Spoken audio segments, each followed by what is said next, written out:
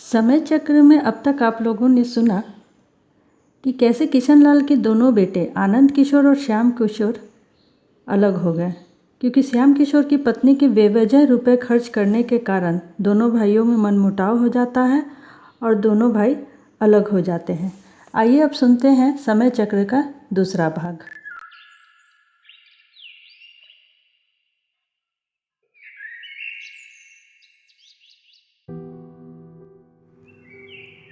आनंद किशोर के हिस्से में घर का ऊपरी मंजिला, दुकान और खेत का आधा हिस्सा मिला।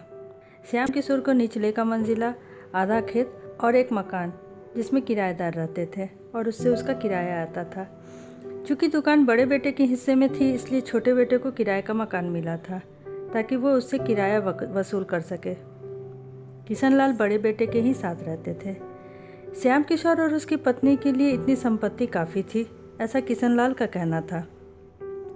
इधर श्याम किशोर की कोई संतान नहीं होने की वजह से श्याम किशोर की पत्नी ने अपने बड़े भाई के बेटे को अपने पास रखा, जो कि महज 3 साल का था। उसकी देखभाल भी वो ठीक तरह से नहीं करती थी और उसे हर बात पे डांटती थी, जिससे वो डरा डरा सा रहता था। किशनलाल की उम्र काफ़ी हो गई थी। किशनलाल, जिन्होंने लाखों की संपत्ति अर्जित की थी, अब वो धीरे धीरे एक कमरे में सिमट रहे थे। उनके कमरे में एक पलंग, एक आईना, एक मिट्टी की सुराही, एक कुर्सी और एक मेज, बस इतने ही सामानों में घिरी रह गई थी किशनलाल की जिंदगी। देश में अब प्रजातंत्र आ चुका था। दोनों भाइयों में मनमुटाव हो चुका था। किशनलाल भी अब बूढ़े हो चुके थे। वो बड़े बेटे का पक्ष में रहते थे, क्योंकि बड़े बेटे बहू ही उनकी देखरेख किया करते थे। इसीलिए किशनलाल का उनका पक्ष लेना लाजमी था। बड़ी बहू जब अपने मायके जाती तो छोटी बहू भी चली जाती, ताकि किशनलाल को खाना ना देना पड़े। वो दिन रात घूमने फिरने, सजने संवरने में ही अपना समय बिताती थी और खूब पैसे उड़ाती थी, जिसमें उसका पति भी साथ देता था। श्याम किशोर और उसकी पत्नी का ये रवैया देखकर किशनलाल ने अपनी बची खुची संपत्ति भी बड़े बेटे के नाम करनी चाहिए, जिसे श्याम किशोर की पत्नी ने अपने ससुर और आनंद किशोर की पत्नी के गलत आरोप लगाने लगे, जिससे दोनों भाइयों में बहुत कहासुनी हुई। आनंद किशोर और उसकी पत्नी ने जैसे भी हो किशनलाल की देखरेख की थी। इनके रवैये से आनंद किशोर ने अपने छोटे भाई पर मुकदमा कर दिया। आनंद किशोर पैसे से तो मजबूत था ही, पैसे के बल पर उसने श्याम किशोर के हिस्से के खेत अपने नाम करवा लिए और मुकदमा जीत गया। उसके बाद उसने किराए वाले मकान पर भी मुकदमा किया, जिसे आनंद किशोर उससे भी जीत गया। श्याम किशोर के पास सिर्फ एक रहने के लिए मकान ही बच गया और कुछ खेत। तब भी श्याम किशोर की पत्नी के खर्चे कम ना हुए। उसके इस बर्ताव से उसके बड़े भाई ने अपने बेटे को उसके पास से हटाना ही उचित समझा और उसे अपने साथ लेकर के चले गए।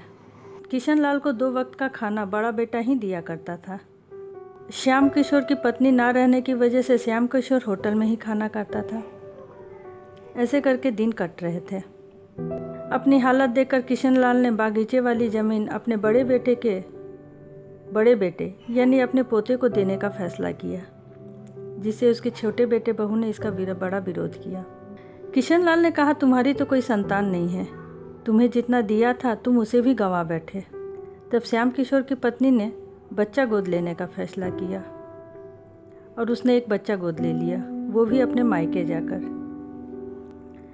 6 महीने के बाद जब वो ससुराल आई, तब किशनलाल ने गोद लिए हुए बच्चे को अपना वारिस मानने से इनकार कर दिया और उसने उस बागीचे वाले ज़मीन को अपने बड़े बेटे के बेटे यानी अपने बड़े पोते को दे दिया। इससे चिढ़कर श्याम किशोर और उसकी पत्नी ने अपनी बची हुई संपत्ति बेचने का फैसला किया। इससे आहत होकर किशनलाल अपना सब कुछ बेटे और पोते को बांटकर परलोक सिधार गए। इधर श्याम किशोर ने अपना बहुत कुछ कोर्ट कचहरी के चक्कर लगाकर गंवा बैठा था और जो बचा कुचा था वो भी बेचने की तैयारी में था।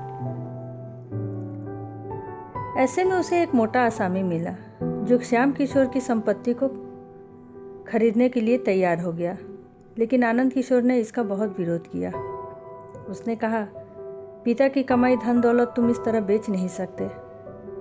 मगर श्याम किशोर ने किसी तरह उस घर को बेचा जो उसके हिस्से की थी और मोतीपुर छोड़कर चला गया। आनंद किशोर ने पैसे के दम पर कुछ हद तक अपने छोटे भाई को बर्बाद किया।